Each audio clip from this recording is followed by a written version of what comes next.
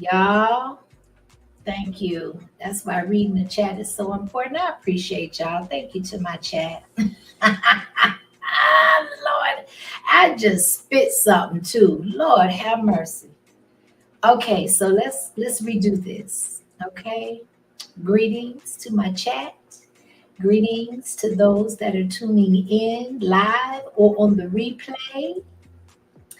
Thank you to those that are looking out, that are engaging.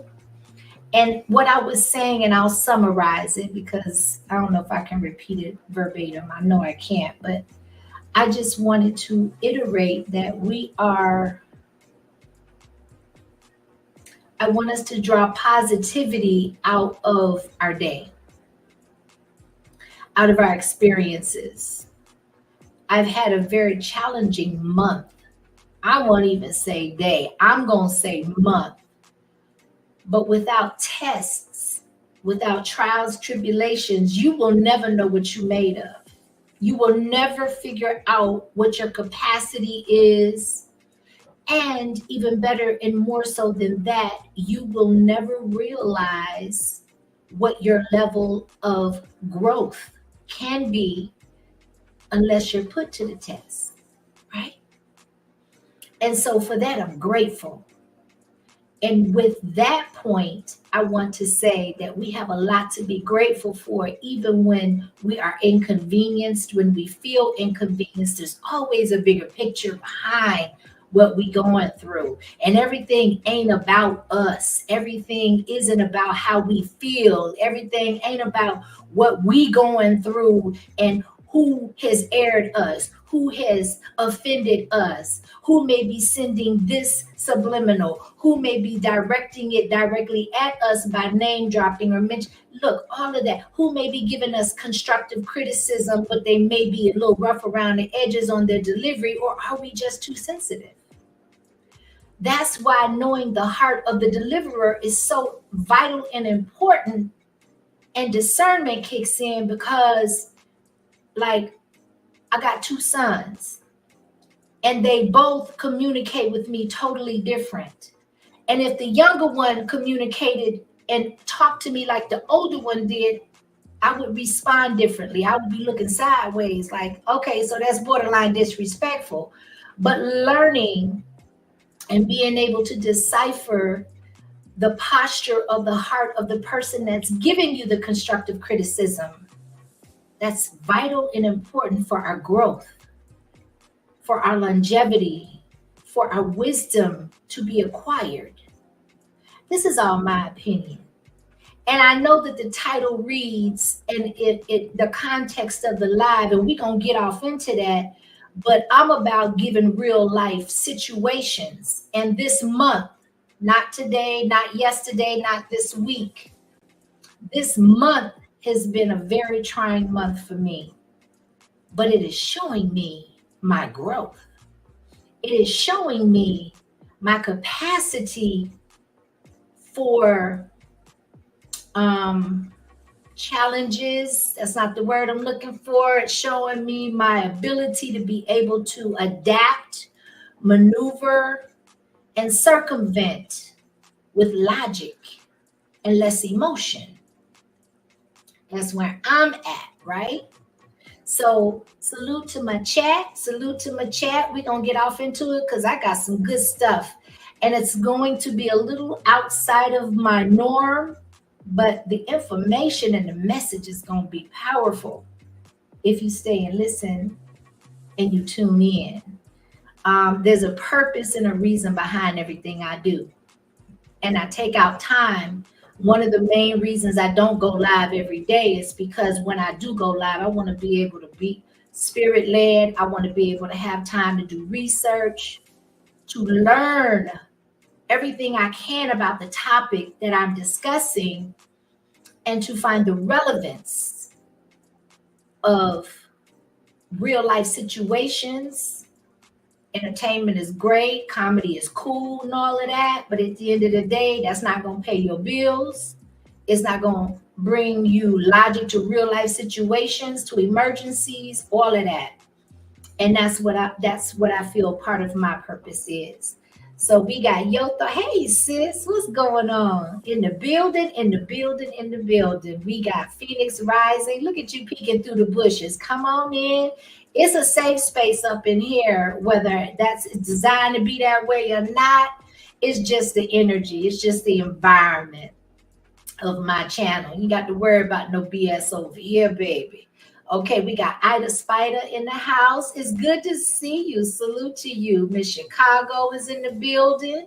We got Right on Purpose. Peace and blessings to you. Thank you for joining us. Thank you, thank you, thank you. And let me scroll up. I know Bolo was in the building. I appreciate everybody. Hey, babes, for coming on through. So, all right. I've given enough of an introduction that's not really on specific topic, but is related, right? So let's get off into this.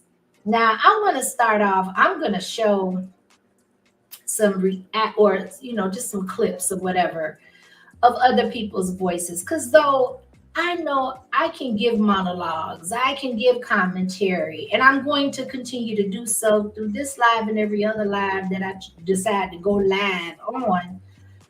I love to give other people's experiences, but the nature of being a content creator is that we have to do that via video. Not because I lack content, not because I lack the vocabulary or the articulation to be able to connect to the audience, but because I want to be able to appeal for the words that are spoken to be able to connect with anybody and everybody, if possible, that clues in and that clicks on, right? And so we're going to get the formalities out of the way. And I want to start off by saying that we all know that November 5th is coming, and this is not about the election, but it all is tied in together because we have a current administration that is absolutely hell-bent, no matter how it looks and what damage it is doing to our country, on keeping the borders open, unmonitored,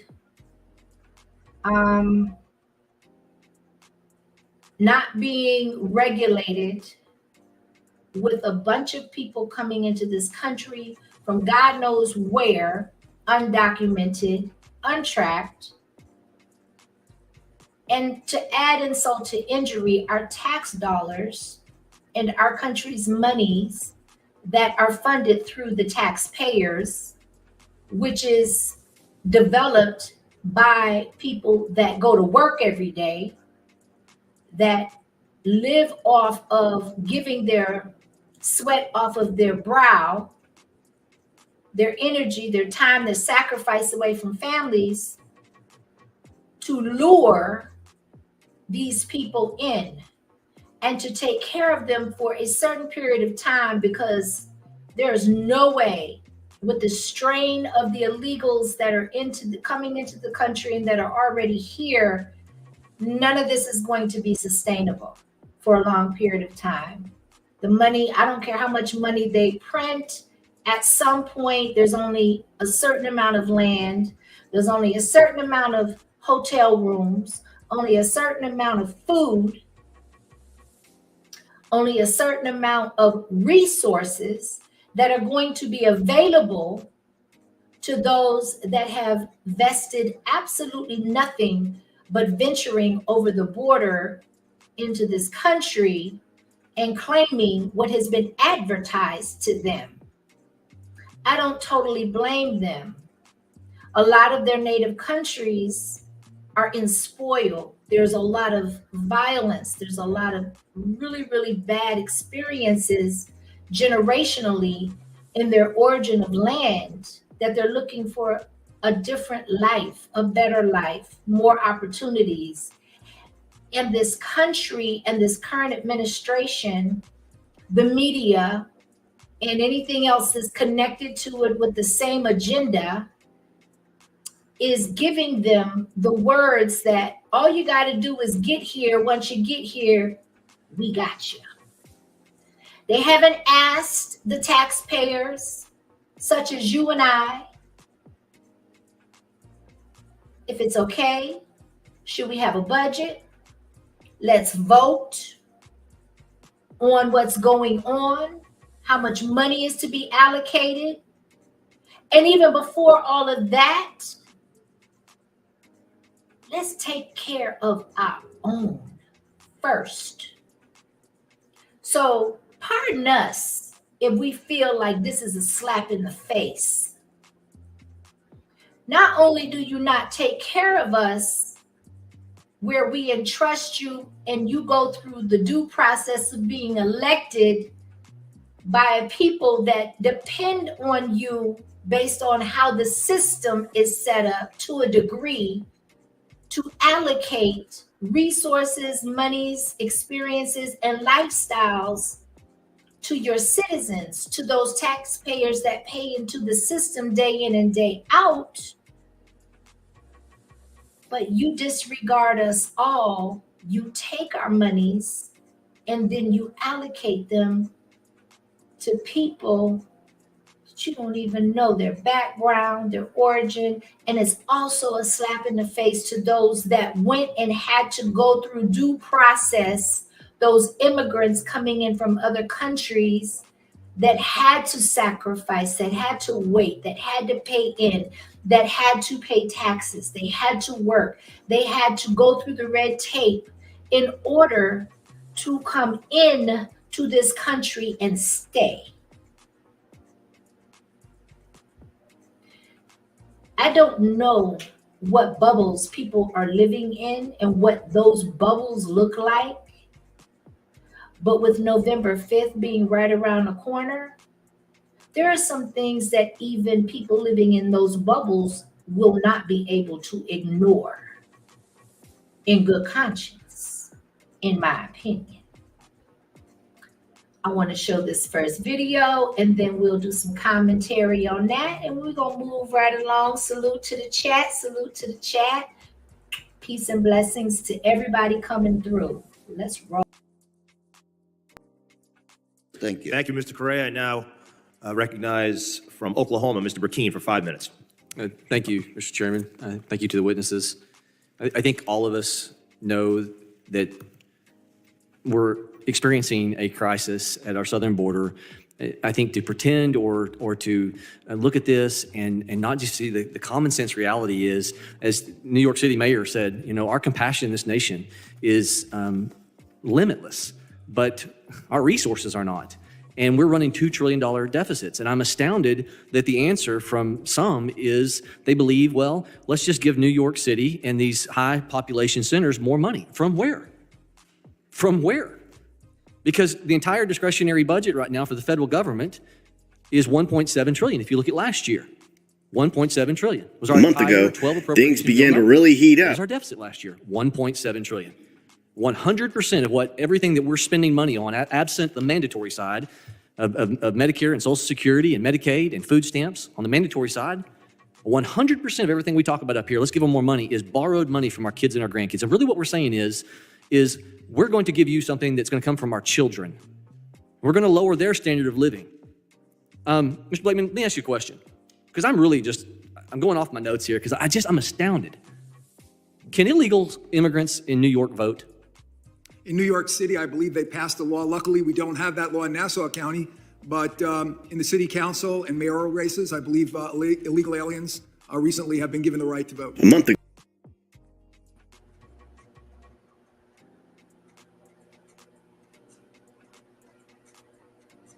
I don't know about nobody else, but I saw this coming. I believe that there are multiple reasons why they're being lured into this country, why this country has given such a facade and such a fake face to get them here. As we know, the United States of America is a corporation. They do nothing and they give nothing if what they get in return isn't 100-fold, in my opinion. In our experiences. Now, from what I've gathered thus far, this is not federal, this is local. It starts on the local level and it goes up. So if you haven't voted early and you plan on voting, please do some research and do more research on your local representatives that are running for office than the federal or the national ones. Because as this gentleman just stated, that New York, there are certain places in New York that have legalized voting with no ID. Now, I want to give a little fun fact here, and it's not so fun, it's actually very disturbing. Out of 22 states, 13 that have, okay, so let me say this. Out of 22 states that have been presented with the elect and the election of proposing no voter ID, 13 of them have acquiesced and said, we will accept that. Ironically, if you do your own research and you do your own due diligence, which I encourage both, you will find that a majority of those areas in those states also are critical in the electoral voting process of the national election. Okay? Keep that in mind. Let's roll.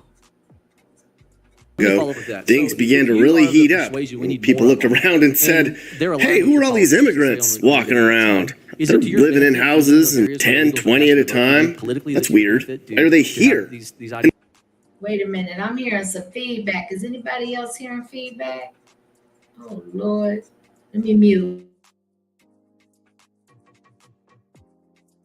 I think to pretend or to look at this and not just see the common sense reality is, as New York City mayor said, you know, our compassion in this nation is limitless, but our resources are not.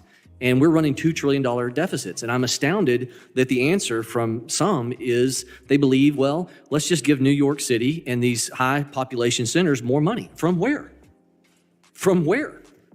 Because the entire discretionary budget right now for the federal government is $1.7 trillion. If you look at last year, $1.7 trillion. Was our a month ago, things began to really heat up. What was our deficit last year? $1.7 trillion. 100% of what everything that we're spending money on, absent the mandatory side of Medicare and Social Security and Medicaid and food stamps, on the mandatory side, 100% of everything we talk about up here, let's give them more money, is borrowed money from our kids and our grandkids. And really what we're saying is we're going to give you something that's going to come from our children. We're going to lower their standard of living. Mr. Blakeman, let me ask you a question, because I'm going off my notes here because I'm astounded. Can illegal immigrants in New York vote? In New York City, I believe they passed a law. Luckily, we don't have that law in Nassau County, but in the city council and mayoral races, I believe illegal aliens recently have been given the right to vote. A month ago, things began to really heat up. People looked around and said, hey, who are all these immigrants walking around? They're living in houses and 10, 20 at a time. That's weird. Why are they here? Y'all, I don't know what is going on, but I got two conversations going on at the same time. So what I'm going to do is, if you're patient with me, I think this is a short video, but I think it's worth actually, I'll go to the actual source. Oh, Lord Jesus. Hold on a minute, y'all. Because what he had to say, we need to hear. So thank you so much for your patience. Give me 1 second. Oh, Lord have mercy. I wasn't ready for this. I was trying to multitask, and I think what happened is I started recording two different conversations at the same time. Okay.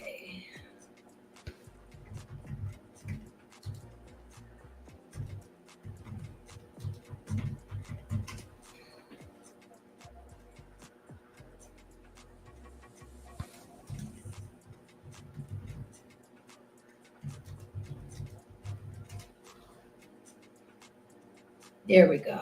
Okay. So what I'm gonna do. Thank you, Mr. Correa. Now, Okay, hold on. Give me 1 second.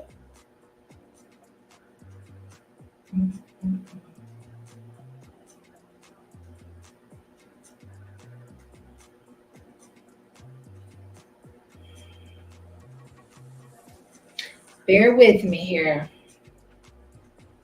This is real life. Real life, y'all. Oh my goodness.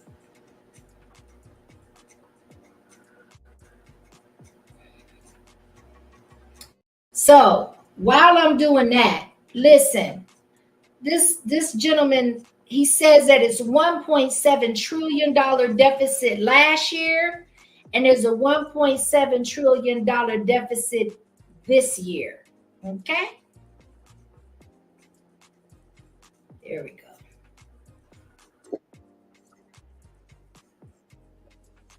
Hold on. Ooh, I'm gonna have to edit this video. Lord have mercy. Put a 1 in the chat if the audio is good. I don't need no more issues going on. Put 1 in the chat if the audio is good. And then we're going to go ahead and show the rest of this particular video. 1, okay, thank you, Kelvin. I appreciate y'all. Salute to the chat, salute to the chat, salute to the chat. Okay, let's go. Hold on, there we go. Okay.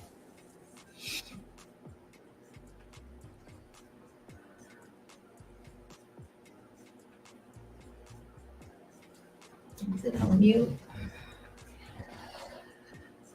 To have these ideologies that just allow more to come in regardless of the cost?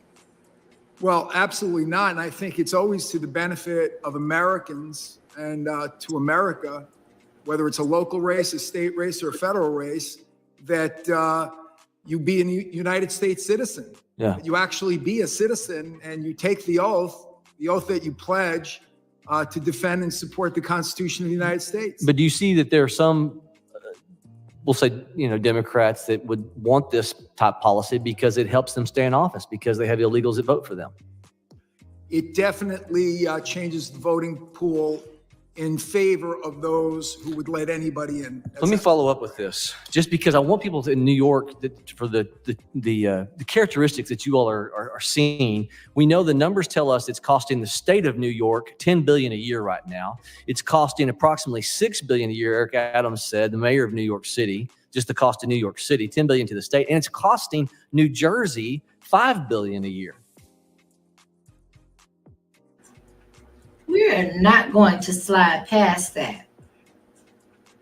You got people of color around here can't even bring the word reparations to any of the political arena or the representatives of this country on any level for any candidate on any election, including Obama and including Kamala, however you pronounce her name, no disrespect. She says she black.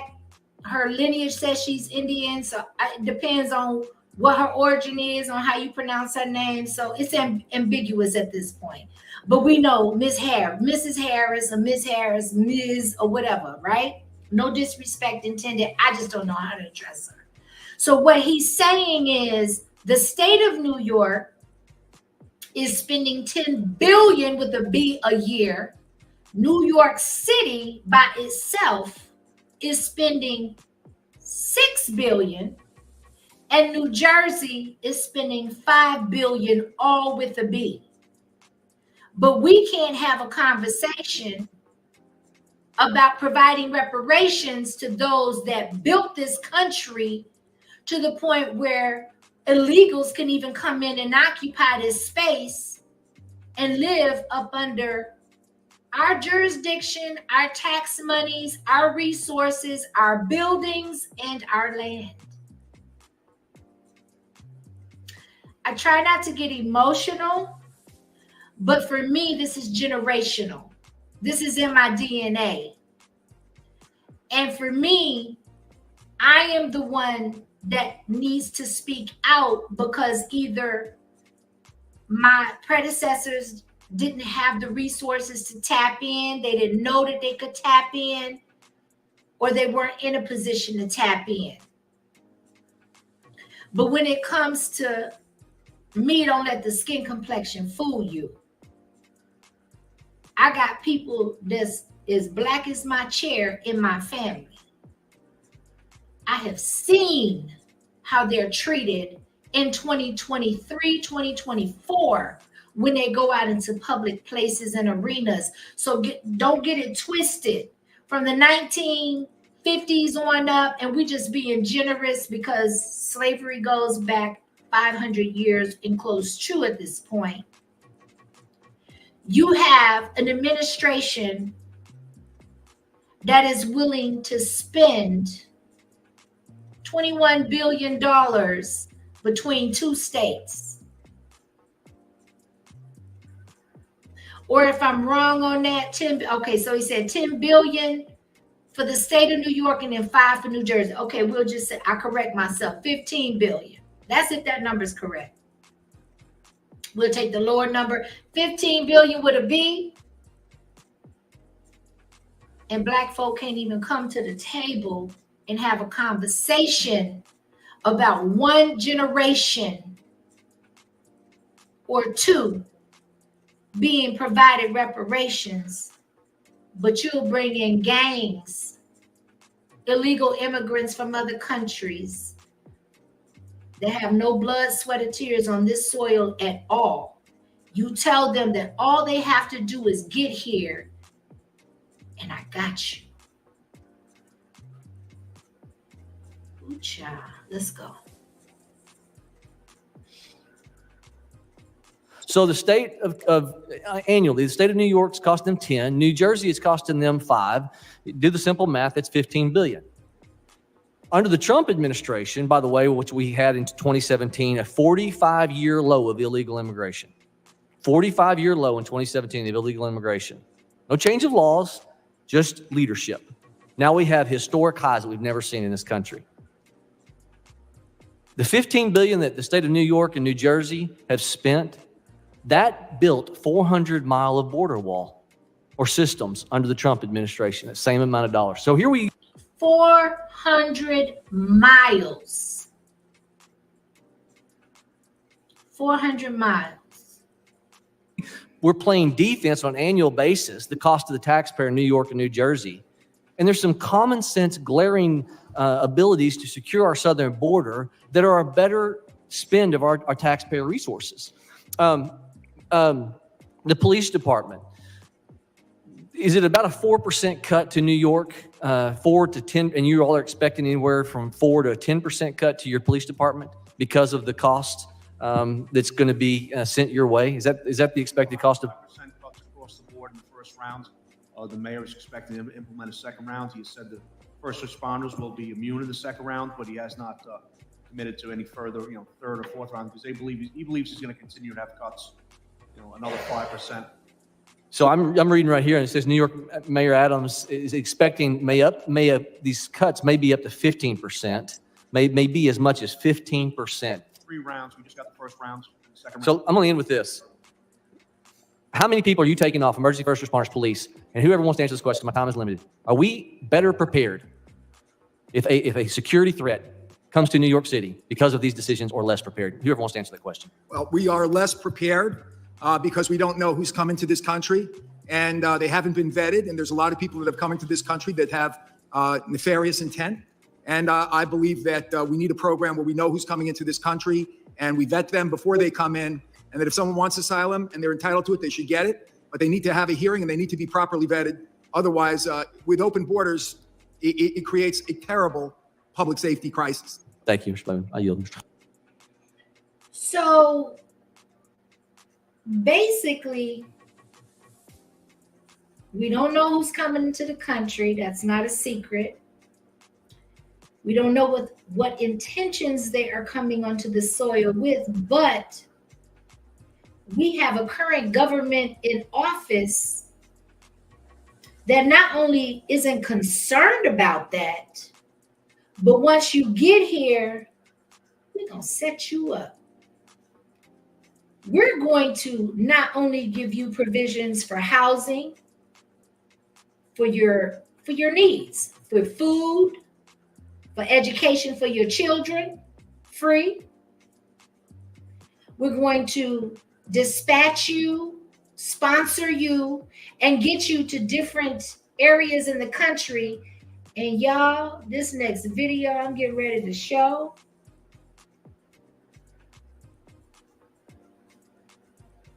will speak for itself. I want the people to speak for themselves. I don't want to put words in nobody's mouths because their experiences aren't my experiences.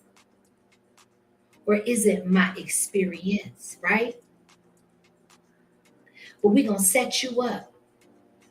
And without ID, with proper due diligence, without you paying taxes, without you working in this country, we don't know who you are. We're going to give you an opportunity to procure and acquire small businesses. Y'all done blew up Black Wall Street. And in my opinion, even though the race is different, typically speaking, in North Carolina, this last hurricane, y'all don't want to let us mine. This is my opinion. Y'all don't want to let us mine there for the lithium-rich soil that is in the land of North Carolina. But there's always a loophole. And in this country, eminent domain is a huge loophole. So you don't want to give it to us voluntarily, we'll take it from you. $750 per family, but you can give $14,000 to a family of 5 to 7 members of the family for food, and then another several thousand in cash benefits. We'll give you grants to be able to purchase food trucks and small businesses and storefronts and brick and mortars. And guess what? This administration will also offer you a $25,000 stipend and leg up to purchase a house. Whose money is being spent to house, to provide possible generational wealth to those that have no connection to this country other than getting their feet wet in the soil through the rivers and the land across the border? Y'all better quit playing with me. Before I play the one video that I definitely want for the citizens to speak for themselves. Contract for 14,000 additional hotel rooms to house migrants. This is New York City. Fair use is in effect. This is also, less than, I don't know, is it 2 weeks? A little over 3, or a little less than 3 weeks? Yes, ma'am. Before election time, the federal government just granted funding for another 14,000 hotel rooms or motel rooms, whichever. All I know is that it's $300 a night. Where is this money coming from? And where does that leave the taxpayers and the citizens of this soil to fend for themselves, including the veterans first and foremost? Where there wouldn't be any of these provisions if there weren't people sacrificing their lives, health, and families to protect this land. And you spit in their faces by opening the borders to any and everybody that will come in here and seek refuge. Who would not come into this soil and leave a country full of violence, disorganization, and poor leadership to come into this country and establish generational wealth? Let's go. Through next year, the city is already leasing more than 15,000 rooms in more than 150 hotels across the city. The comptroller's office. So 14,000 new hotel rooms. That means our leaders expect the asylum crisis to continue for quite a while. Because although adults are evicted from shelter after 30 days and families after 60 days, thousands of new arrivals still come here from the border every month, and New York wants to make sure they've got a place to stay. And what that means is if anyone thought this crisis was ending soon, they're wrong. New York City planning to continue using pricey Manhattan hotel rooms to house some of the city's 200,000 plus migrants. A new contract would make 14,000 rooms available, costing taxpayers over $300 each per day. With the arrival of more than 200,000 migrants to the Big Apple, the city is already leasing more than 15,000 rooms in more than 150 hotels across the city. Definitely both a humanitarian crisis for the migrants that are arriving, and it is creating a fiscal crisis for the city. I don't see an end to this. This issue will destroy New York City. Roughly 135 out of the 680 hotels scattered across the city's 5 boroughs entered the immigration program that allows migrants to be housed in hotels. Now that means fewer beds are available for tourists. Here's what the New York City Department of Social Services says. While this is a new competitive solicitation, it will simply replace an existing emergency contract to continue to provide safe housing for newly arrived families as they work toward independence. Are those individuals who can't speak the language, have no roots here, are they independent now? So it turns out renting your hotel to the city is essentially a get-rich-quick scheme if it becomes a shelter. But what nobody's talking about is that this doesn't benefit anybody except the owners of these hotels, because in many cases, the people who move into them end up moving out in worse shape than when they arrived. Because although New York City provides generous temporary housing, that generosity ends within 60 days, forcing people who have nowhere else to go to pack their bags and find one. Which is a problem because 1 or 2 months might be enough time to get off a bus, unpack your things, and fill out asylum-related paperwork, but judging from the growing numbers of tent encampments being built outside of our shelters by people who aren't allowed back in, it doesn't look like folks have had enough time to get the jobs they're going to need to earn money and live on their own. And what that means is we don't have a shelter system in this city. Instead, we have a revolving door human recycling program where the people who are getting kicked out of shelters are just being replaced by new people who walk in, all while funneling money to people who can already afford to own their own hotel. And what's crazy? He made a very, very pronounced statement. The only people that are winning are the rich. Already rich, the ones that can provide the supply for the demand of the immigrants and the illegals that are in this country and funneling into this country. We have the charter buses, we have the hotel owners, we have the restaurants or the grocery stores that receive EBT. That's just to name a few. I can't possibly cover all of these companies that are gaining absolute generational wealth through the government and the current administration to provide said resources when they said to the illegals, just get here. However you do it, once you get here, we got you. They started out in New York City with the shelters. Now they're so overrun and so encapsulated by the gangs that come in, and now they're organizing and using them as fresh meat, that people are sleeping out in the parks, under bridges, on the sidewalks, bringing their culture of certain foods that they eat and cook on the street fronts. And we got less than 3 weeks before the election of the new president of the United States. And we've got another 2,000 coming in as we speak. That's what we know of. Because guess what? Just in case Trump wins and gets into office, that opportunity and that window is going to narrow and close expeditiously. Because I can tell you with almost certainty, even though it is still my opinion for fair use for YouTube, that is going to be the first executive decision that is executed if he is elected. I want to say when he is elected, unless there's some fishiness going on behind the scenes. Good old Kamala done showed her hand. If I lose subs because of my opinion, goodbye. Goodbye. I don't want you here no way. And I'm keeping it $100, because guess what? If you seeing what I'm seeing, which how can you not, and you still justify it, voting for her because she's black, based off of optics or whatever your reasons are. You don't like Trump. I hear that a lot.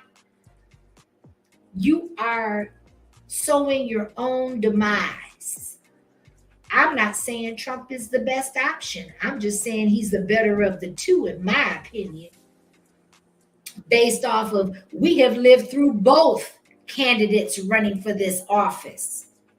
And I don't know about nobody else, but financially, I fared much well and much better under his administration, even though I have grown and become more calculative and more intentional during Kamala's and Joe Biden's through that past almost 4 years in office.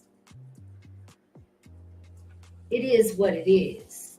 So yeah, I'm going to finish. Actually, I'm not going to do the whole video. I'm going to place the sources in the description box once the video is over. It might be a little bit later because I got stuff to do and I got to make something move. Shout out to my girl, Yo Thoughts. But I am saying that I just want to provide some key points and in other people's words and experiences. I don't live in New York City. But what I do know is that usually what transcends and happens in New York City migrates across the country as well as California. And right now we have a content creator that is super tuned in and dialed in to what is going on with the immigration status, that I definitely feel it is my duty to spread his information. Shout out. Let's go.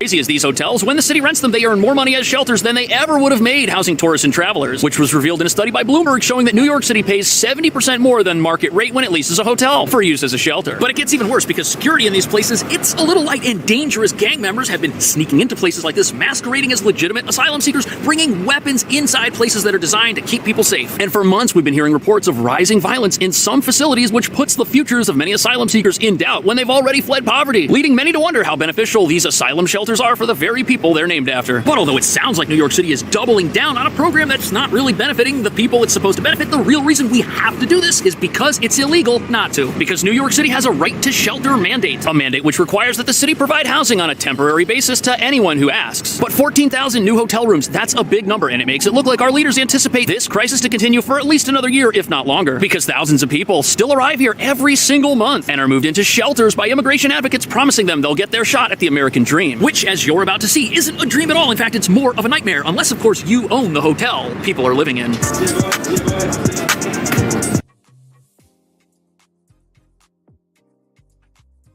I don't want to get a copyright because I know once the music I start getting all kind of flags and stuff, right? So let me just fast forward this a little bit. Hold on, y'all, because he's got something else I want you to key in that he's saying. Like this are going to generate for their owners with seemingly no end in sight. Because, as you'll soon see, New York's right to shelter policies, they do keep families and individuals from having to live on the street, but they don't necessarily equip those individuals to live on their own. But we're talking about a lot of money here. Apparently, the city says the hotel rooms are going to cost them around $160 a night, a number that is disputed because independent studies have come up with much higher figures. Either way, the daily cost of housing in a I just want to say something about that, because the fact of the matter is that it is data and documented through reputable sources. First of all, 160 is on the low end when you're talking about New York City. These hotel owners, in my opinion, are not going to rent out to illegals that could possibly deface their property, do things against, hotel regulations and rules and protocol and all of that, for the same rate. So the number I keep hearing is $300 a night. That's actually almost double what they're charging the regular either tourist or occupant or customer that's coming in through natural proclivities, whether they're traveling, whether they need a place to stay overnight, whether they're using it in order to transition into more sustainable housing situations, whatever that looks like for them, you can't convince me that, and I agree with him, that it really should be much higher, but it is what it is, because the focus is for this particular party is to stay in office and be reelected in 2024. Let's go a little bit further on this, and then we're going to go to the meat and potatoes of what motivated me to do this live. Asylum seeker doesn't just include the hotel. It also includes all the supplies that they're going to need, all the food, etc. And that comes out to around $352 per day per person. Not that a human life isn't worth infinitely more than that. Of course it is. But there are critics who wonder if this is possible to do, to house people like this in expensive facilities like this hotel behind me without cost to the city in general. Not just the physical cost of renting the place out, but think about the impact on tourism. That's a massive industry here. And if there are less hotels available for tourists, perhaps that industry will suffer. There are some who say that that will cost us tourist-related jobs. But as you can see from this article, the city's earning a lot of money from tourism, and there are other issues like crime that have a bigger impact on that. And in the city's defense, a lot of the hotels that it does end up renting, like the Roosevelt Hotel, which is now the welcome center for all asylum seekers in the city, this place was bankrupt. It wasn't serving customers. It wasn't open. So it's not a hotel that's been removed from the market. Yes, some hotels are, but many of them, like the Roosevelt and the Row Hotel, are not. Those were both out of business. But some people still don't agree with the idea that housing people in hotels in New York City itself, Manhattan specifically, is the right way to do this. And that's because how sustainable is it, right?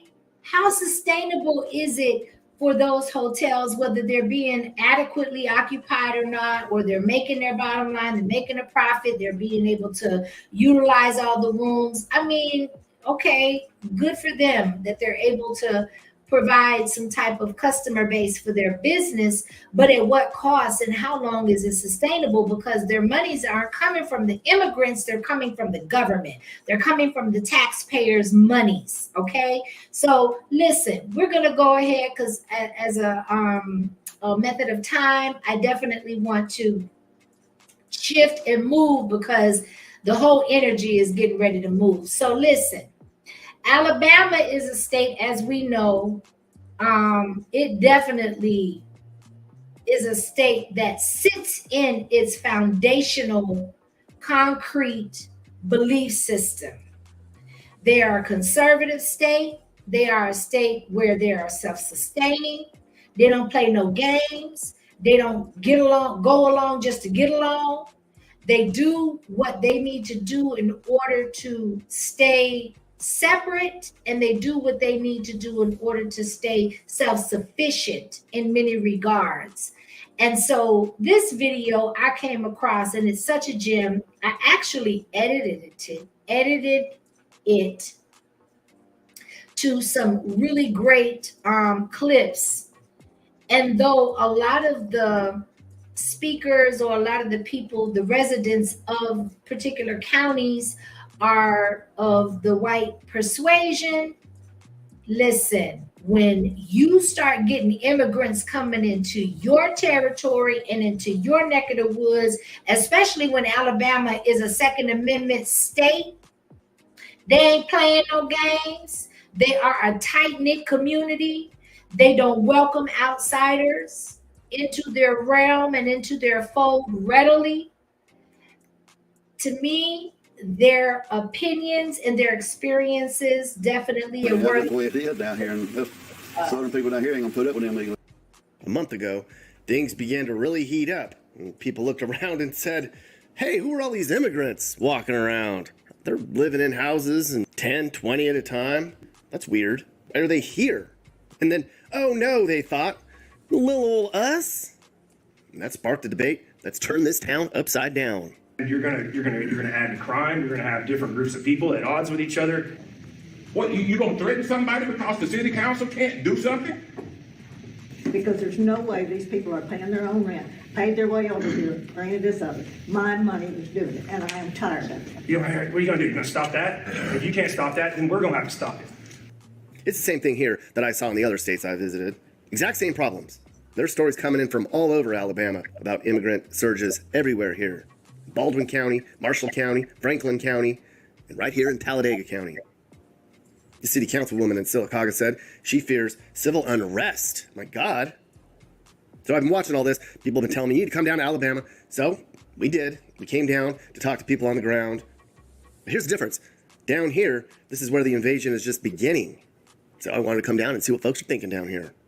We are a loving community. We're an accepting community. We're very open, but certainly there's limits. We're a small town. And when you begin to think of seeing the things that we've seen in Aurora and Springfield, that type of thing starting to happen here in Bohumpkin, Alabama, Sylacauga, Alabama, we're a population of barely over 12,000 people, it scares people to death. And as a minister also in town, then it was important for me to try to establish some form of civility and some middle ground in this, because everyone's just been caught flat-footed. Why do you think they're coming to Alabama now? There's a lot of theories on that. I think it's one, we're a test market. Let's see how they receive the immigrants that come in. I believe that anywhere, okay, so this is what I believe, right? This is my opinion on it. So they come in through the sanctuary cities. They have sponsors. They have those that basically say to them, yo, get over here. Once you get over here, I'll be personally responsible for making sure that you're good and that you get, what you need in order to give you a good footing, which is a lot more than the citizens, including the veterans of this country, actually get. That they don't get the same consideration. However, I digress.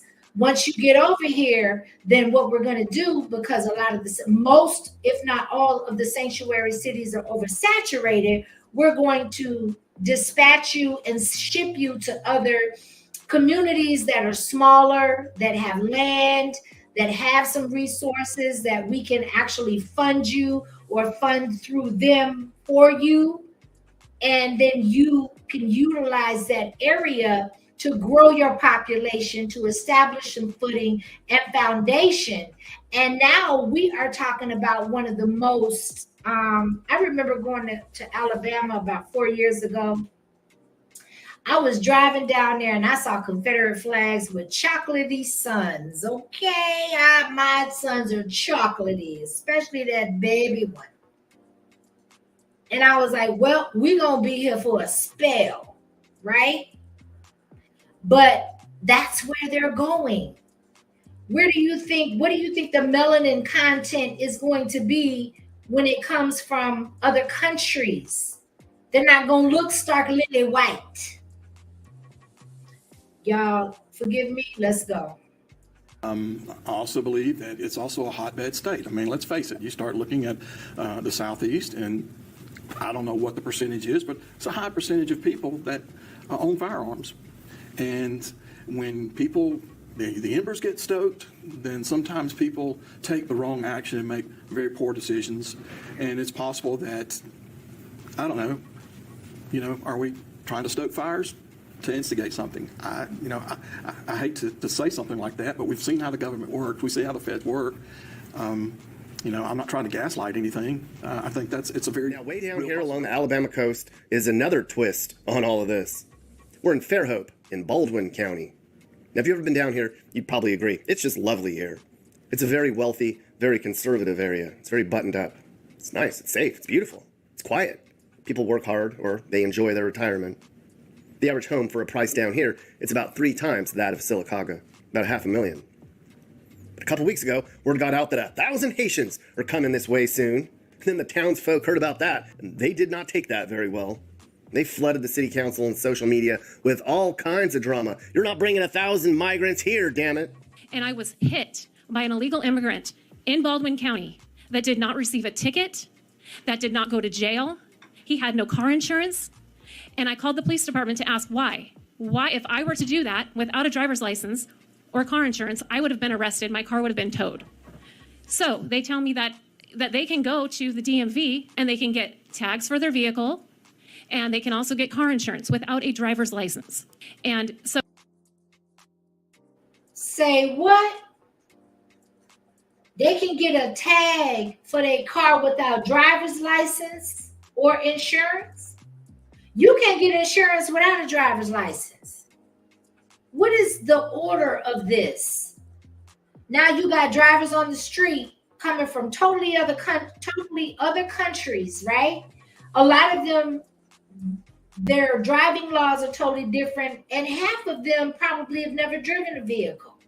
But when they come over here, they get transportation, they get food, they get housing and lodging, they get the opportunity to acquire a small business. They get all of the needs, I would say amenities, but they're not. They're needs of the civilians and the citizens of this country. Y'all get that on the back of our dollar, of our sweat, of our tears, of our labor, of our sacrifice, time away from our families. Particularly, I'm speaking of those that travel and the vets, right? Not in that order. My problem with all of this is, what? That doesn't make logical sense. If it's not logical, it doesn't ring true for me. So that means there's some deception and some lies in the fold of all of this. This is how you treat the people that put you in the office. This is how you treat the people that pay your salary. If I'm not mistaken, Kamala had a $67,000 or $65,000 necklace on her first 3 interviews to be elected president of 2024. Where did she get that from? She's the breadwinner of her household at this point, of her white husband. Y'all better quit playing with us. I'm trying to tell you. So if you're inviting people here, then they need to follow our laws too, okay? Because we all follow our laws. We pay our taxes, we pay for our car insurance, and they need to do the same. So thank you very much. Thank you. So basically what she's saying is that y'all don't get to follow the same rules we get to follow. We have to get up and go to work, multiple jobs, many of us every day, in order to meet the requirements that this government and that this institution has set before us. But you have open borders of people coming in here to create the environment of civil unrest. Why? And it's going to become clearer by people's opinions. In this particular video, we're going to keep it moving. Well, the city leaders were like, we have no agreement to bring them in, promise. And if they come, we're not going to allow it. And the people here were like, look what's happening around in Ohio and Pennsylvania. You don't have to approve anything. If they're coming, they're coming. So this was a chance to get some opinions from people before the migrants came. And boy, did they have a lot to say.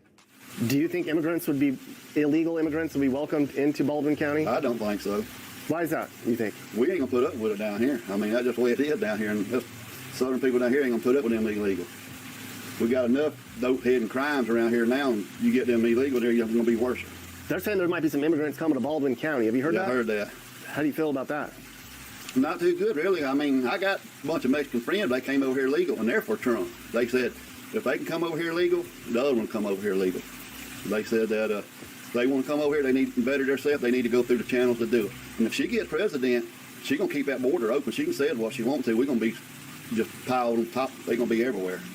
And what gets me, they got all this money. They give the immigrants.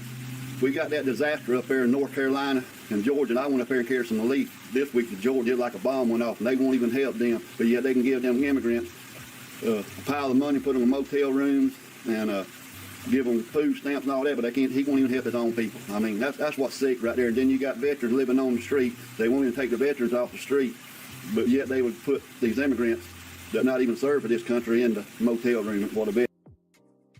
Salute to this brother. I have been screaming this in my lives from the mountaintops. Listen, y'all better quit playing with us. Because one thing we have that y'all don't are the numbers. You've been very successful in the division aspect of it, getting people to be divided by race, by parties, political parties, by ideologies, by class, by income. But, excuse me, when we're all threatened and we're all in survival mode, and you have successfully and are successfully eliminating the middle class, guess what? I'm sure you've studied our mentality and our psychology enough to see or anticipate how the reaction is going to be. But there's always a loophole, the same loophole that the government and the powers that be that have been using to manipulate and to circumvent the norm.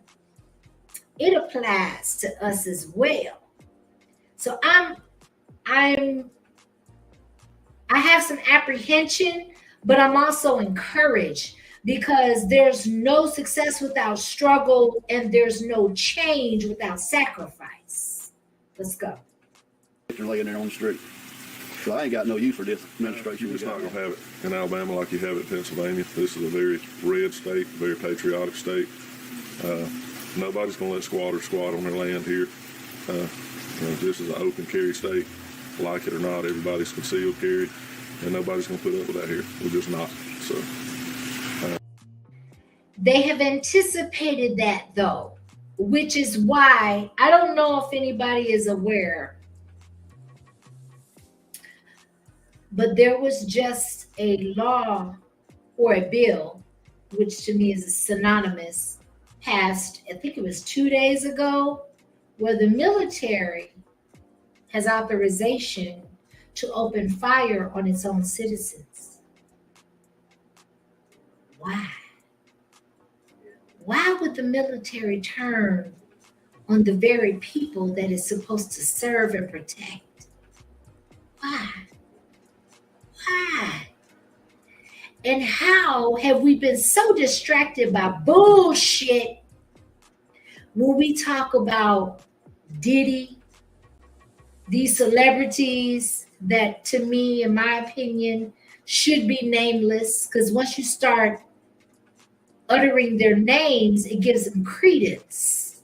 It takes the focus off of what we really should be putting our attention on. And while we are so inundated with information that has nothing to do with our everyday lives, they are passing laws that affect our everyday lives. Y'all better quit playing. I'm talking to my people. Y'all and we better quit playing, because they not playing.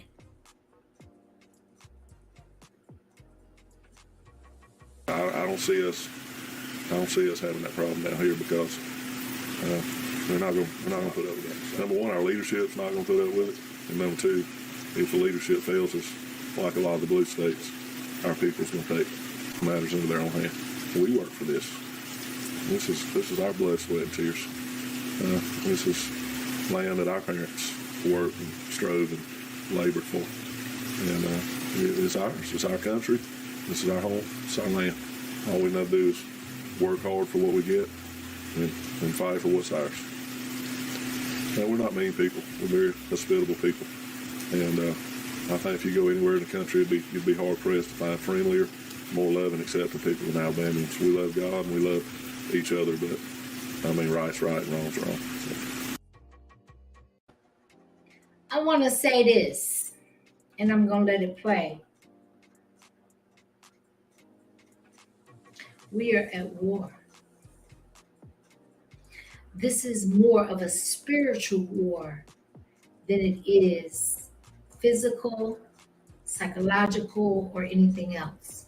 Spiritual foundation. Shout out to my girl, yo. She has shown me and revealed to me that spirituality comes in many forms. There is no right or wrong. If it is from a force that you cannot see, that you cannot identify through the naked eye, it is of the spirit, in my opinion.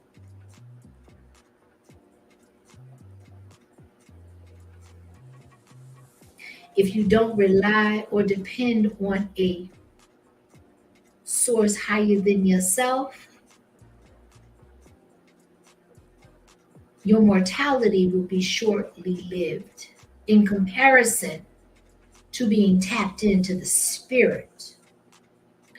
Second Amendment is good. I'm not denouncing that. I exercise my Second Amendment. Don't get it twisted or messed up.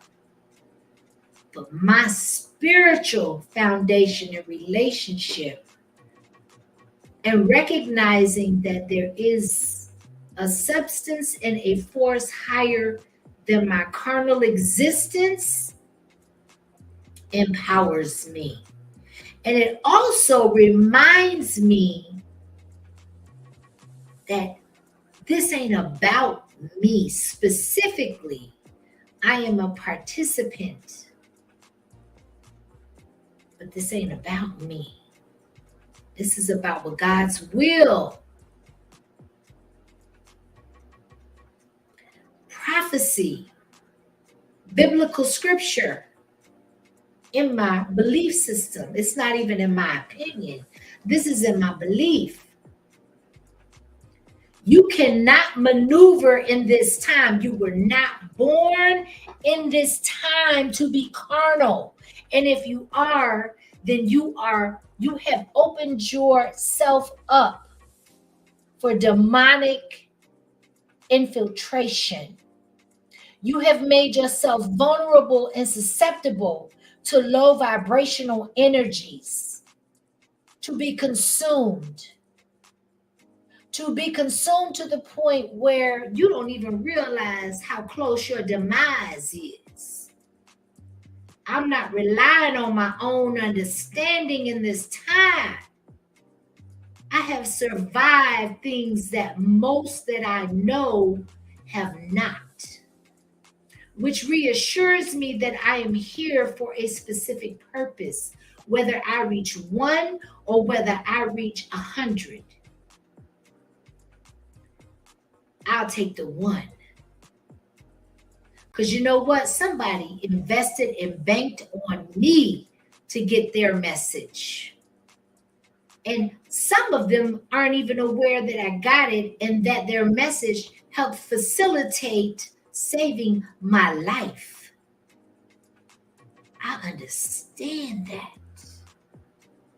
God be the glory. I understand that. And it is my duty, my responsibility, and my passion to pay it forward. Because my life is not of my own. Ooh, don't let me go deep, y'all. Go ahead. It's kind of where we're at. My home, man. If they start coming here killing my animal, trying to eat, and stealing my stuff, I carry a gun on me 24 hours a day. Now, I'll take matters in my own hands. Because we ain't got a sheriff department will do it. Our sheriff department, we ain't got one. I mean, I got people fly out down this road down here and trying to get the sheriff department to do stuff about it, and they won't even do nothing about it. So people around here, they about to get fed up. They'll take it in their own hands. So they are debilitating and gradual. Look how subtle it is. Look how gradual it is.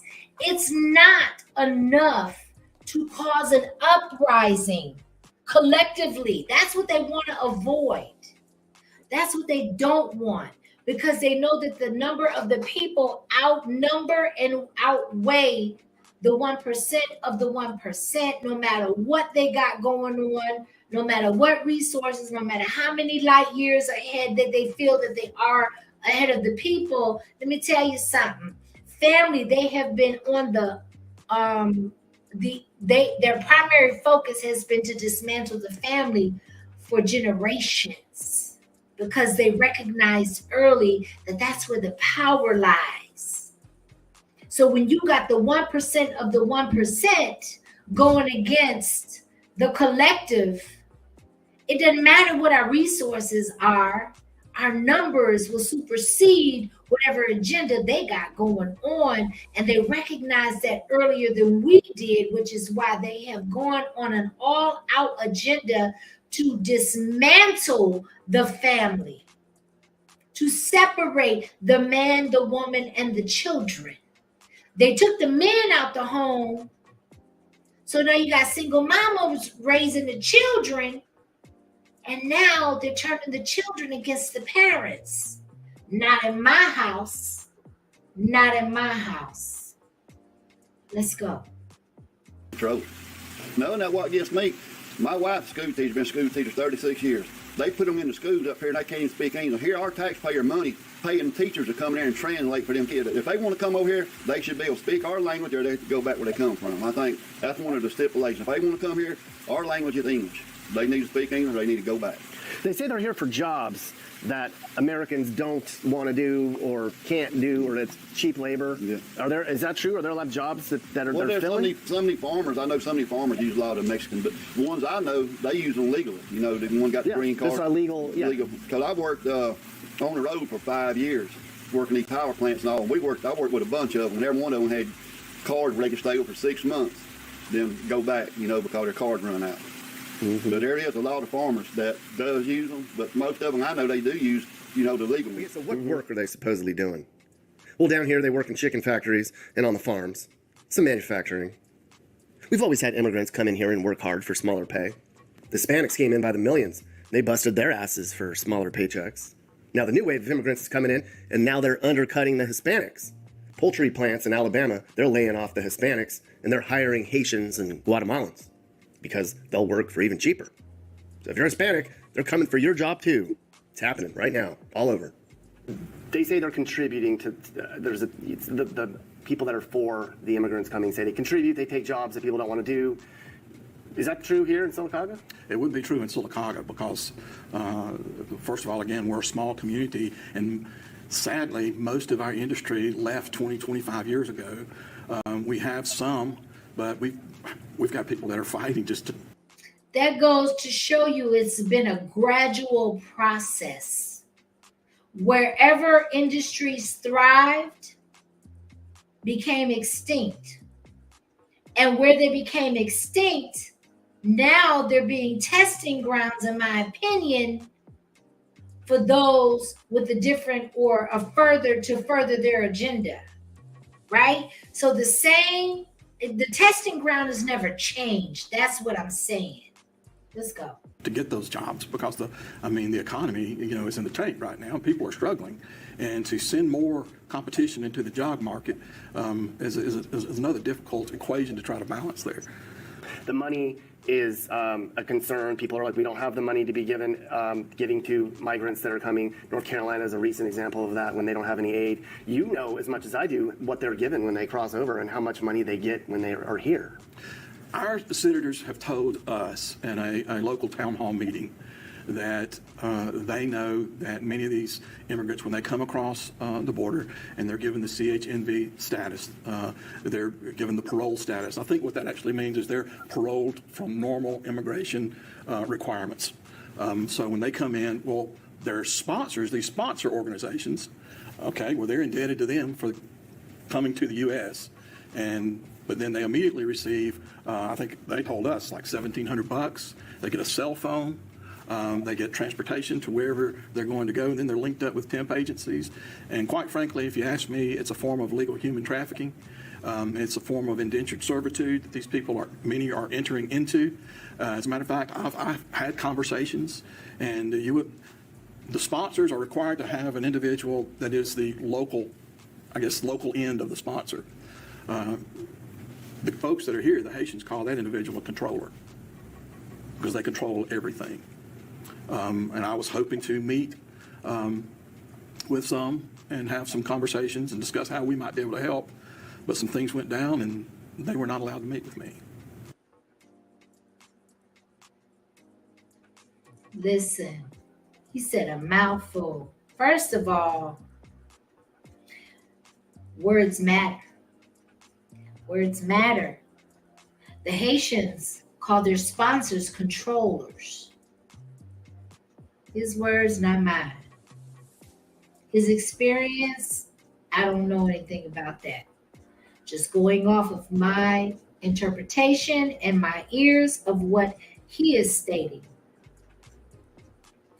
What I will say is that when he spoke on human trafficking, one thing that I know for sure and certainty is that fentanyl, drugs, they're not the money makers for this transition into this country. It is human trafficking. If you look at the definition of human trafficking, when I say this is multifolded, the United States of America as a corporation are not going to invest and bring unknowns into this country without knowing or feeling for certainty that their bottom line and their desired outcome is going to yield 100-fold of what they're putting out in their investment. This is an investment. Don't get it twisted. There is collateral damage. Don't get it twisted. They don't care if it's the vets. They don't care if it's the elderly. They don't care if it's the children. They don't care, in my opinion, they don't care if it's single mothers. They don't care if it's those that have paid into the system, because guess what? Those current taxpayers that will be either eliminated or dismissed through different means, guess what? They will be replaced. Why do you think the trillions of dollars and the billions of dollars is going into other countries and other sources outside of its citizens, and they're not trying to hide it? It is out in the open. Kamala, in my opinion, is doing such a poor job.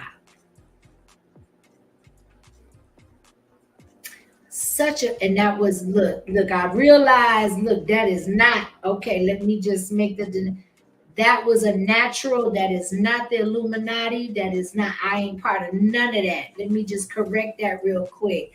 I do express myself with my hands, but that, let me just say, that was not, I do not represent, I represent the people. I represent God. I represent why I was put here. I am godly. I am God sent, and I am filled with God's energy. My life story tells me so. I just wanted to correct that because I see myself on camera, and that could be misconstrued really easily. And that was a natural instinct, but that is not naturally where it's coming from. My life tells a different story. I just wanted to give that correction. Listen, I am feeling some type of way because I see the full picture. I see the agenda. I see what the big picture and the desired outcome is, right? And I'm against it. Most of us have descendants, whether it's children, grandchildren, nieces, nephews, whatever it looks like. The part that I want to convey and iterate is that we are in a spiritual war. Boy, let me tell you. Mr. Kimmy, I cannot tell you how many girls I've read about who are victims of sex trafficking and then being placed in a school settings with their trauma. Mel Dub, let me just say this. We appreciate you. I appreciate you, and my people. When I say my people, my chat, my audience, people with like minds. This is not a cult. This is a meeting of like minds, and I'm speaking on behalf of those like minds. I had an opportunity to become a teacher, and life took a different turn for me. But I thank you, and we thank you.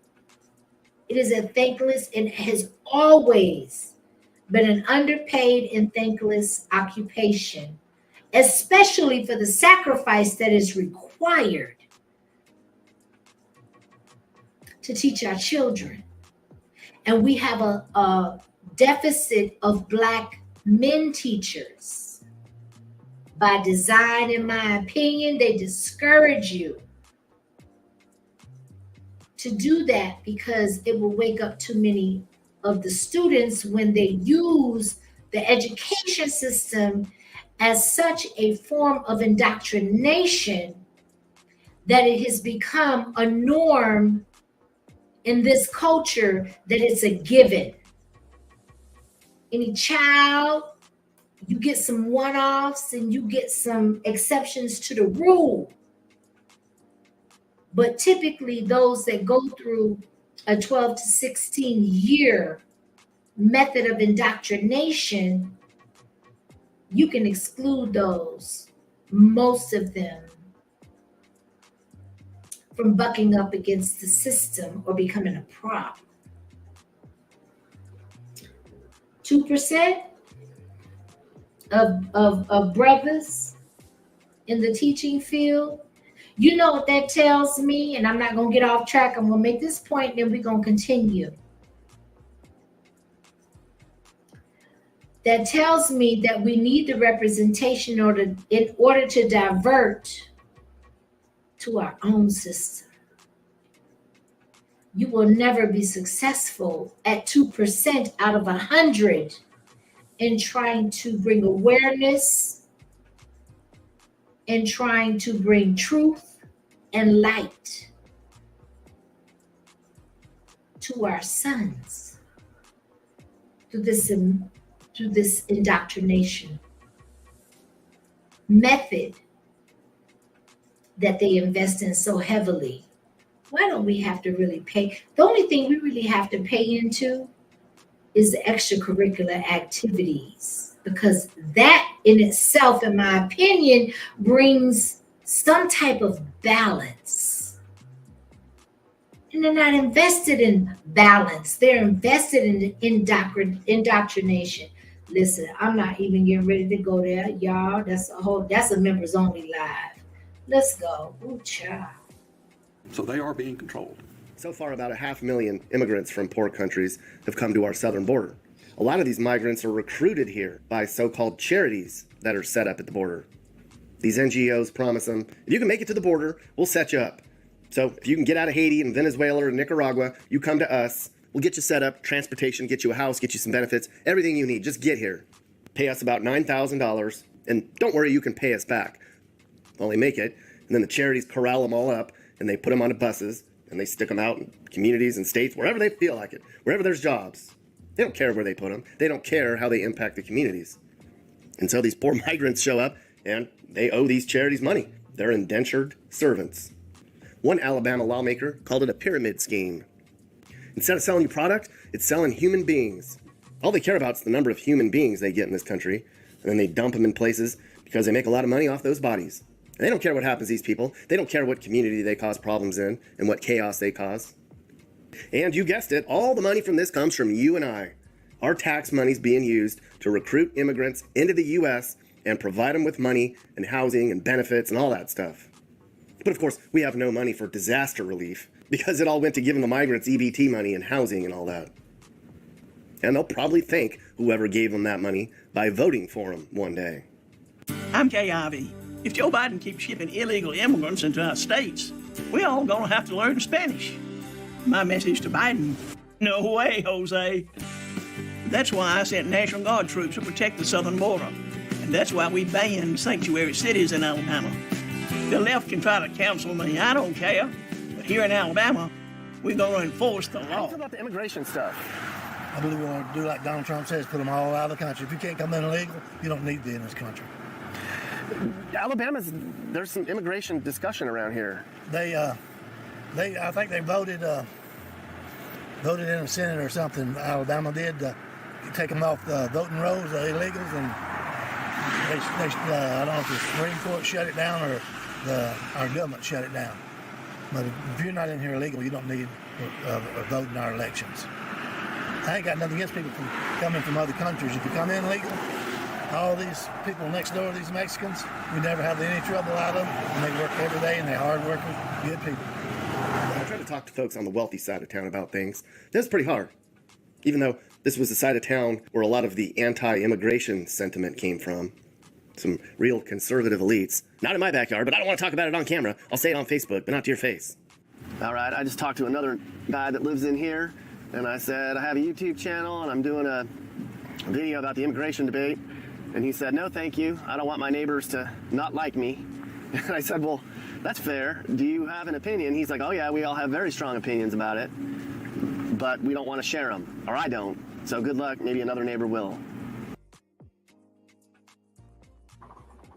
So let me say this, right?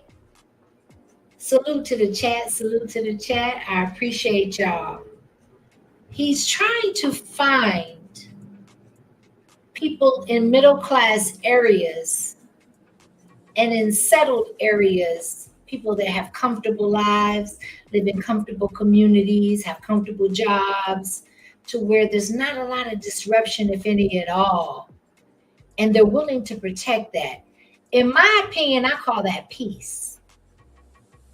Whatever that looks like for you, whatever that looks like for them is going to look differently for me, even if it's just slightly, because their experiences are different for them than it is for me, right? But he's saying that nobody wants to rustle the feathers, or they want to disrupt the motion of the ocean because they're comfortable with their lifestyles. Let me just say this. There's no progress in being comfortable. I don't care what age you are. I don't care what background you come from. I'm not concerned about any of that. What I am concerned about is, as a collective, where is this going? Where is this going? What is the desired outcome? We got Andre W. in the building. Peace, Mr. Kimmy from the lab. I owe Mel W. a flight for 5 minutes. Amen. Amen. Thank you so much for the blessing. I appreciate you. Look, I'll get ready to take a page out of Damn D's book. He's a mod over here. $50 ain't gonna do it. Listen. No, not soliciting more. All I'm saying is that he ain't gonna be timed out for $50. I love you though. Thank you so much for the blessing, the contribution, and being in the chat. I appreciate you listening. I know you be in the bushes, and I appreciate when you pop out and you show somebody, right? Thank you so very much. We're not going to make this too much longer. This is the same point being reiterated over and over again, but I definitely wanted to. There is one particular segment that I want to really, this gentleman, man, let me tell you, he hit home. So let me let him speak for himself. Give me a moment to pinpoint the time stamp. I'm trying to get people to actually talk to me. Probably. Okay. I want them like me. And I said, well, no way, Jose. Back here. Well, they make it, and then the chair. They were not. No. There we go. Okay, got it. Flying them into my. I got it. What? Want y'all to hear this. You know, the Democrats are. It's crazy. But that you go into Walmart. Oh, they're here. Too many hard-headed Southerners and too many guns, and they're not afraid to use them. And I just think that our children and grandchildren are going to have a really hard life if we don't get this straightened out right now. Heated about the potential for some immigrants coming. Oh, they're here. Can I talk to you? Okay. Yeah. Okay. So they're here, huh? They're here. They bought a hotel and they got them in a motel across from Walmart. It's a motel, not a hotel. And they can't do disaster relief because they've wasted all the money on them. They want to destroy the country is what it is. You know, the Democrats are. It's crazy. But that you go into Walmart in the mornings and it's full of them. And even the lady that works there, she said, good thing you weren't here a couple hours ago. I said, why? She said it was slam full of people. I said, were they American citizens? She turned around and said, no. Why are they coming down here to little old Alabama now? Because you know the background behind this, where they're flying them in? Mm-hmm. They're flying them into Miami. They got to have a sponsor. They can sponsor, I guess, 10 of them. I don't know how many, but they don't have to take care of them. Nope. And they send them to places like here, Sylacauga, and I'm from Cincinnati, Ohio, so I know about Springfield, you know. But there's I don't know how many of them are here, but it's a bunch. It was a bunch of Mexicans and Chinese and probably Guatemalans because they're shorter. You know, you can tell them because they're shorter. But then all of a sudden we got all of them in here. How do you think it's going to affect your town? Or how is it affecting your town? They're not causing any crime right now, but when it gets to where the government quits supporting them, what are they going to do? When they take their money away. Yeah. And they can't keep giving it to them. They don't have it. What are they doing? Printing more, I guess? Do you feel that there's a reason why our country is taking in so many immigrants? Yeah, I think it's to destroy the country, to make us a third world country. You know, Let me say this. I wanted to stop it there because I am absolutely in agreement. Nothing else makes sense. Nothing else makes sense. Upon my research and due diligence, I have understood and come to understand and realize that we are the last, quotation marks, free country. And I say that loosely, but I still say it because it has credence that is holding up the New World Order, the NWO. Can't have people thinking freely. You can't have people having the Second Amendment confidence to be able to defend themselves and the properties and the people that are connected to them so openly. If you look at Canada, COVID took care of Canada. They were a threat. I'm just using them as an example. When it comes to us as the United States, we are the superpower. And if we're walking around here thinking we're free, even though we're not and haven't been for a long time, at least some of us, how in the world are we going to be able to accumulate and to acquire one system across the entire world that God created, that God brought into existence? We got men playing God. This is their attempt. In my opinion, fair use, YouTube. This is just my opinion. Just my opinion. Why else would it make sense to destroy and to annihilate and to disintegrate and to break down a country full of people that built it in the first place unless it was for sale? Y'all better quit playing with me. We've got social security cards. We've got birth certificates. We have organizations like the DOD, the IRS, the FBI, the CIA.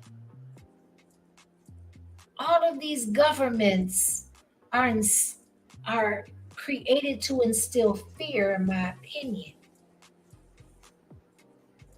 To create an illusion that it is against humanity and against its natural order of things to be logical or an individual. It's the fear. Ooh, he said it.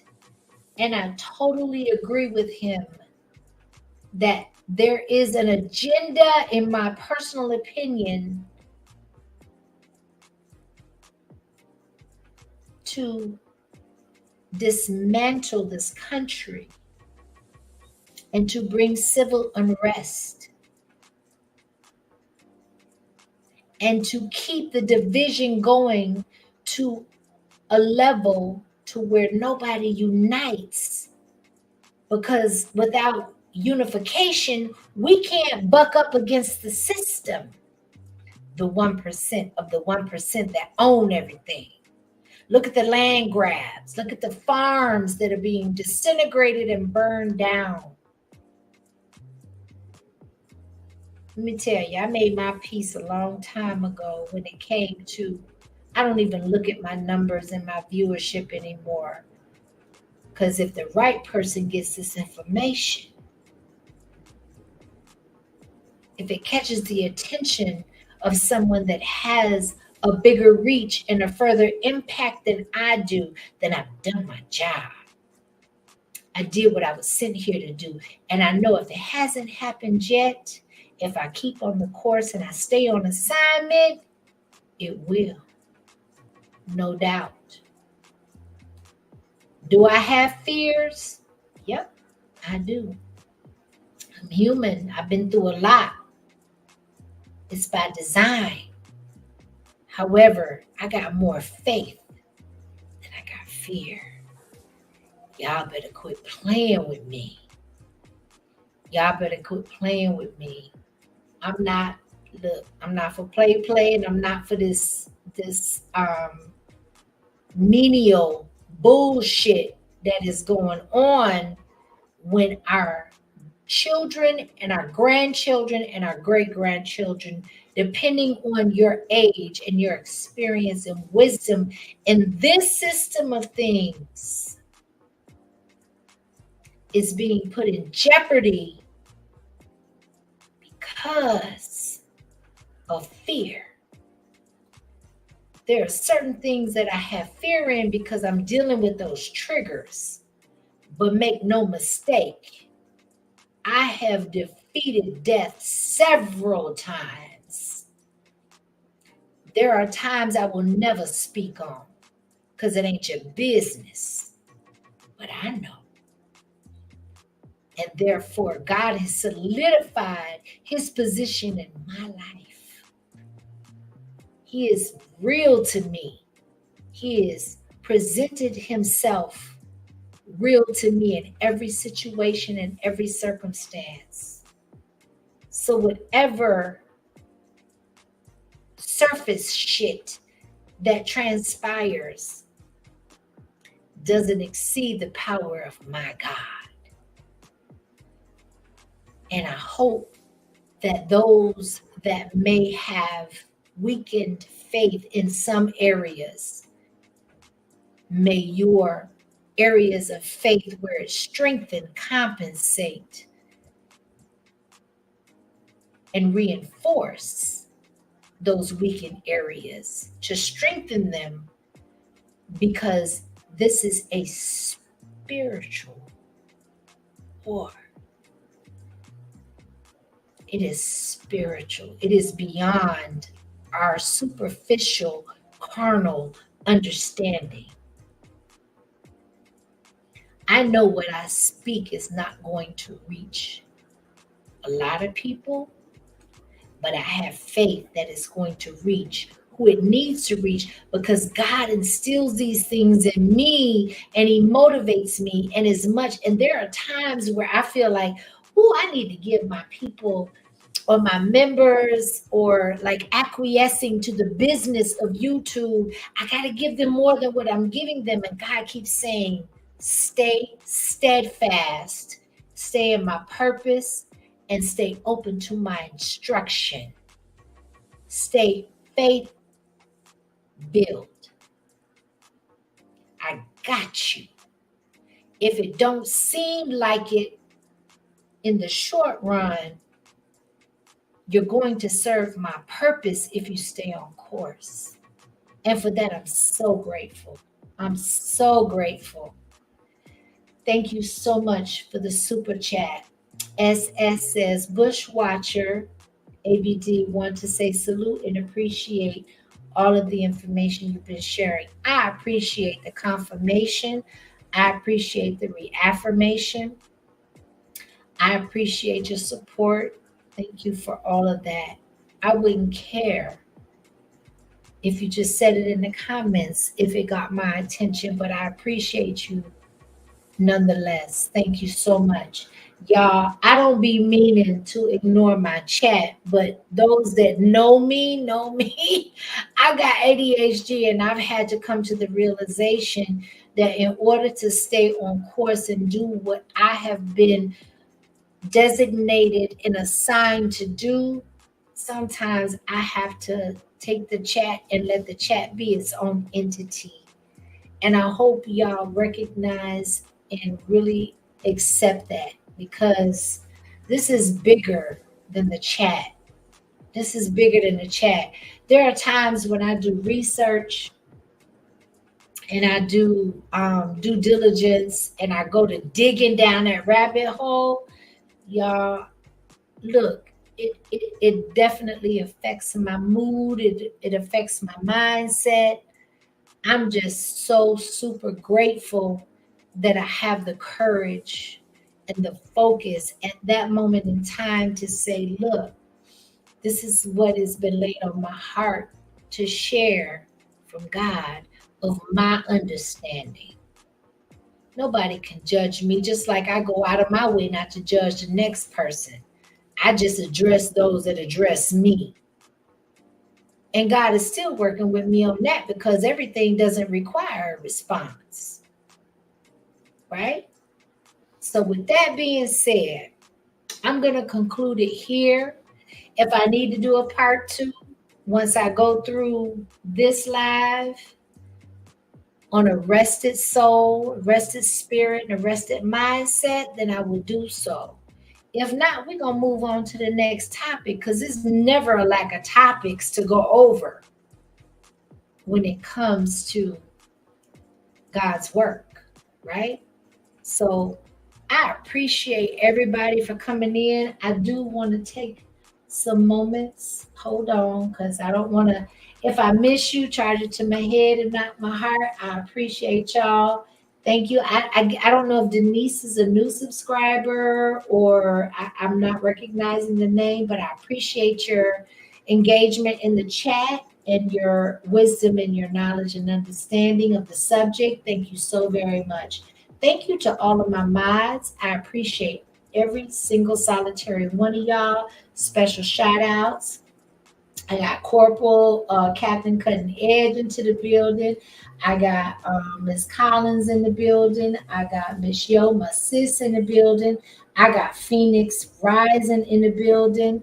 Thank you so much. I got a cash app from Andre. I don't know if it's the same Andre or a different Andre. You know who you are. I appreciate you. Thank you so very much. Peace and blessings. It doesn't go unnoticed or unappreciated. I got my ride or die, my Celia Benya in the building. Thank you for always keeping me covered, keeping me, you got my 369 and my 12, right? I appreciate you all day, every day. Listen, so before I go, the Kitchen Clothes podcast said, I have a question. How can we be calling people illegal immigrants on stolen land? That's a twofold question, but what I will say is that I can speak from my current experience. I'm in my 50s and I've been paying taxes and I've been contributing into the system since I was in my early teens, because my father had his own business in which I was employed back in the early 80s. We are in 2024. And what I will say to that is that everybody has to be accountable to somebody, right? So whether it's illegal immigrants coming on stolen land or not, there are people that have established credence and that have history on this soil at this time in this generation that have a remembrance to say, this is what I have poured into this system. Personally, since I've been working since 13, I've been paying taxes since I was 16. I am in my 50s and I have a voice. And whether this land is stolen by generation or not, I'm here now. And I've paid into this system. And what I'm saying is that there should be some accountability, or at least some type of permission granted. That's not your money just because you acquire a certain label or a certain title because of circumstance or because of the corporation's, lack of a better word, it's escaping me, terminology, language in the Constitution. Most of it's a lie. Most of it is skewed. Most of it is untrue. But we have to work off of the information that we have been given. And because I have remembrance at this time of my efforts, of my sacrifice, of my payment into this soil, into this land at this point in time, I have the right and the credence to hold somebody accountable. I had to be born unto this soil. You have people that are born unto this soil that get no recognition, and they're treated as slaves generationally. And now you have open borders that are welcoming those people that have no vetting process, that have no type of acknowledgement. They have to have paid no dues, recognize themselves as such of anything, come in here and they're being granted sweat off of our backs. That's how I look at it. Right or wrong or indifferent, that's how I look at it. We have to go off of what we are aware of, what we acknowledge, what we have experienced. And who's to say that the information that we have been provided and given, any of it's true? I hold all of it suspect. So the only thing that I have to go off of it is the here and now and my personal contribution and those connected to me in the land of the living in this side. I don't know if that confirmed or denied anything that you promoted you to ask that question, but much respect. I appreciate you anyhow and in spite of. I love y'all. Thank you so much for being here. And I gotta go. Until next time, peace and blessings. If you haven't subscribed to the channel, please consider doing so. And if you gain any edification from this stream, please consider supporting. I appreciate all of y'all. Much love, and I'm out.